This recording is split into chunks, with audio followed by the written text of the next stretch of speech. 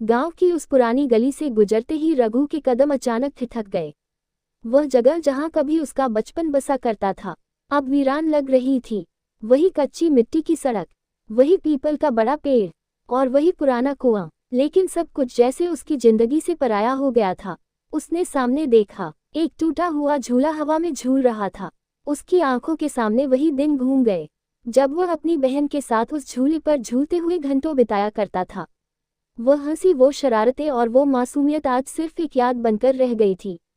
रघु ने पास के घर की ओर देखा। यह वही घर था जहां उसके दोस्त मोहन का परिवार रहता था। बचपन में जब भी माँ से डांट पड़ती, रघु यहीं आकर छिप जाया करता था। लेकिन अब उस घर की दीवारें जर्जर हो चुकी थीं। मोहन भी अब किसी बड़े शहर में बस गया था। वह आगे बढ़ा और कुएं के पास जाकर बैठ गया। ये वही कुआं था जहां रघु और उसके दोस्त गर्मियों में पानी भरने आते थे। उनकी मस्ती, पानी की छींटें और नटखट हरकतें, सब यादें उसके दिल में ताज़ा हो गईं। उसने अपनी जेब से एक पुरानी तस्वीर निकाली। वह तस्वीर स्कूल के वार्षिक खेलकूद प्रतियोगिता की थी।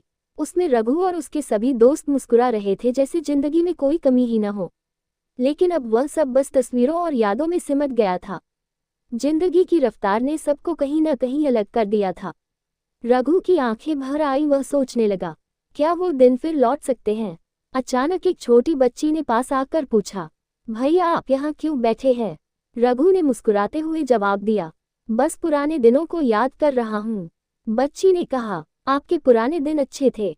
रघु ने गहरी सांस लेते हुए कहा, बहुत अच्छे। फिर उसने तय किया कि वह अपने दोस्तों को फोन करेगा। अगर दिन वापस नहीं आ सकते तो कम से कम उन पलों को दोबारा जिया तो जा सकता है।